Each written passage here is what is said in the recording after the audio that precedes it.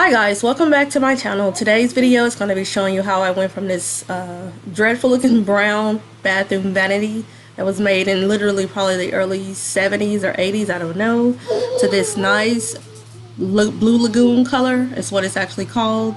The tub and toilet and sink is blue, and I'm just not feeling replacing all that stuff right now. I'm on a budget, and if things still work, hey, why not keep it? Just flip it and make it your own. So that's what I did. I used things from Home Depot, Dollar Tree, Walmart. Honestly, this whole project was less than $40, if that much. Come on in and enjoy.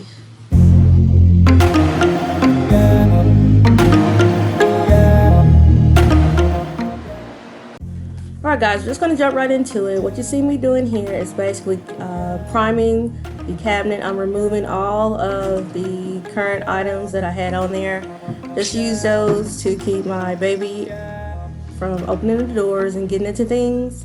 So I'm just unscrewing the pulls and hinges off, and I started to prime it, but I was like, I need to remove this stuff out of my way. And I also repurposed the pulls and handles. I was thinking about replacing them, but I was like, there's nothing really wrong with it. Yeah, they're outdated, but let's just jazz them up a little. And I figured, plus you can always replace and update things later if needed, if I see anything that catches my eye. But I'm using primer. I have to list all what I've used in the description box because I can't think of the name of it right now because I don't have it in front of me. But I didn't use Kills this time. It was another brand that's like next to Kills. I'm just trying to try something different. Honestly, I wish I would have got the Kills, but this worked just fine. And honestly, I did not even need to prime this cabinet because I ended up using the Waverly furniture paint. You do not have to prep, is what it says. But I figured since this was so brown that the blue wouldn't pop, but the blue actually popped. And I think I only actually did one coat. Maybe rolled over a few spots that were still showing brown, which is in those cracks, like the seams of the cabinet, doors and stuff like that on the side. But this was quite easy. I'm just going to continue in the video. It's going to be sped up throughout, and that's what I used right there, the Waverly color Blue Lagoon. Y'all, it's so pretty. I took everything outside, well, not everything, but the doors outside, so I wouldn't be too messy with it. But a little goes a long way. Like literally, see how much I just poured in there? There was enough to honestly do all 4 doors. I think I just had to put a little bit more in there, but it didn't take much. And I bought this little kit from Walmart. It came with 2 rollers, a fluffy one, this one I'm using, and the tray. And it worked out amazingly. You saw no brush strokes or anything like that. Just a seamless application. Went on like butter.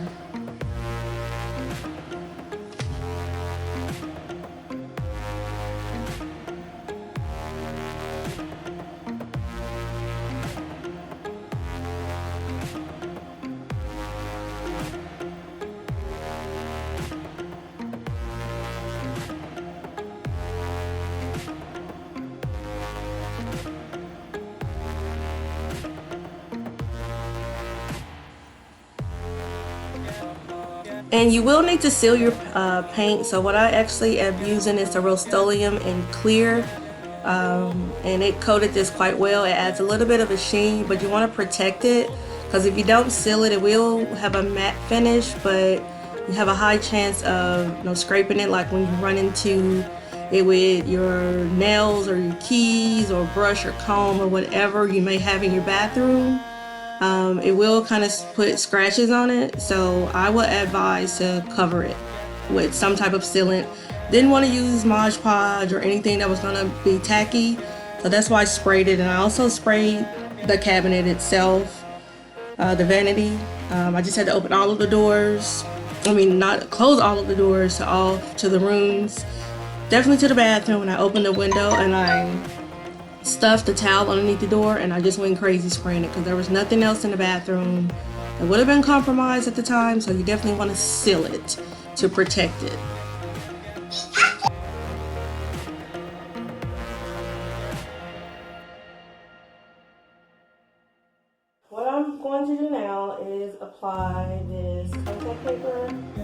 That's the brand I use by Lemonade. What you will need is an X-Acto knife and something flat like this. This is a envelope opener, I think. You always have a little piece of plastic right there, so you just put it.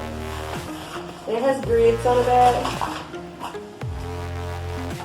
You can follow that grid if you want. I'm not. You can read the directions if you want. I'm not, because I already used this before. My surface is clean, smooth, and dry. The best way to do this, I always want to have a lip. And it's going to go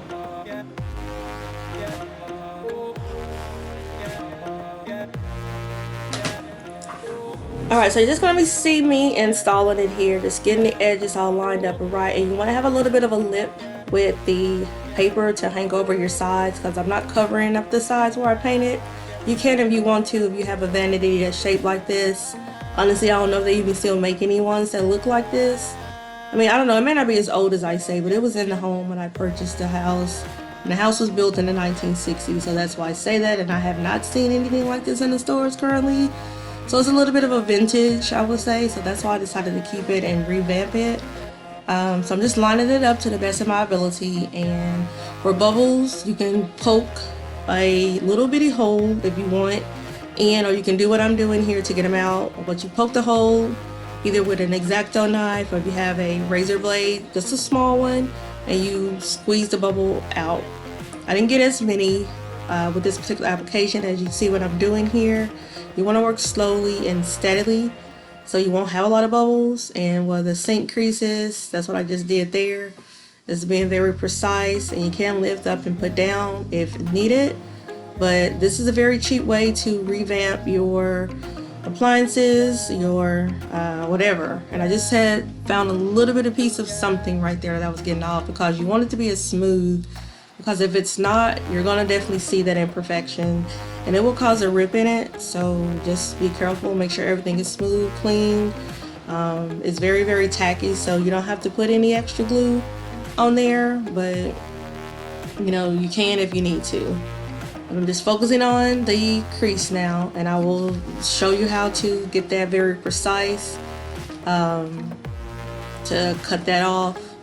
But I'm putting a little bit of a cut right there on the side, so it'll be easy to get it off. But this is basically how you put this on. Very simple and easy. All it will take is your time.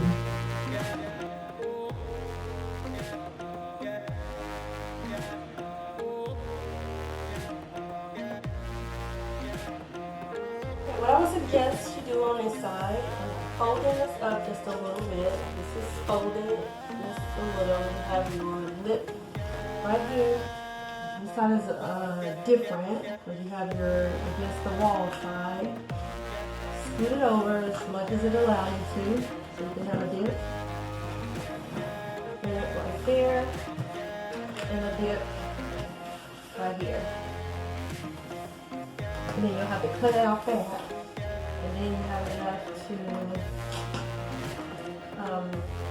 fold down, like so.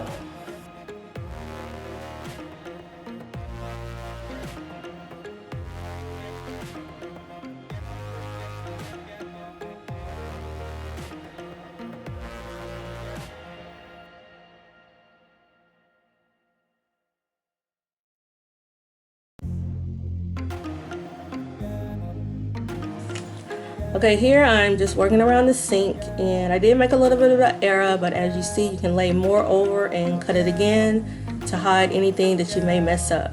It will be seamless.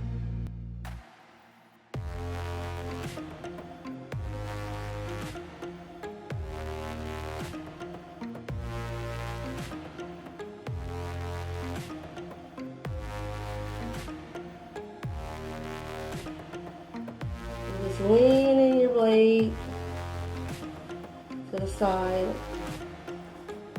like this. See that? All I'm doing.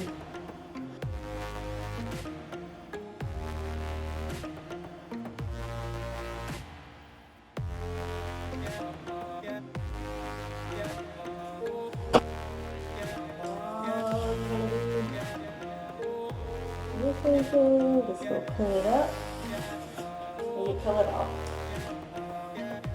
Clean edge. You're gonna access on and just clean it off.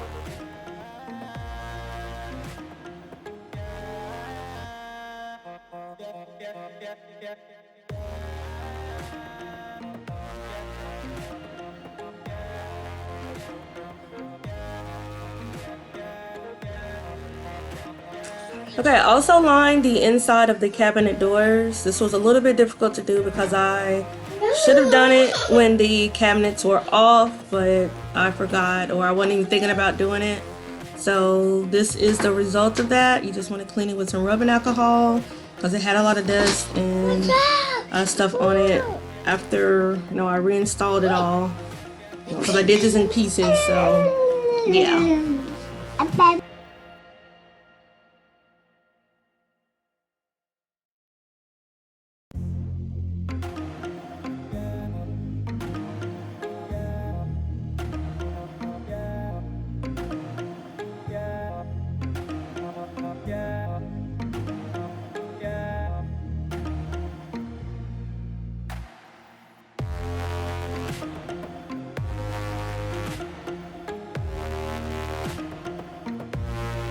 Alright guys, this is your big review for those of you that are still in here with me. Thank you for continuing to watch, but this is how it turned out.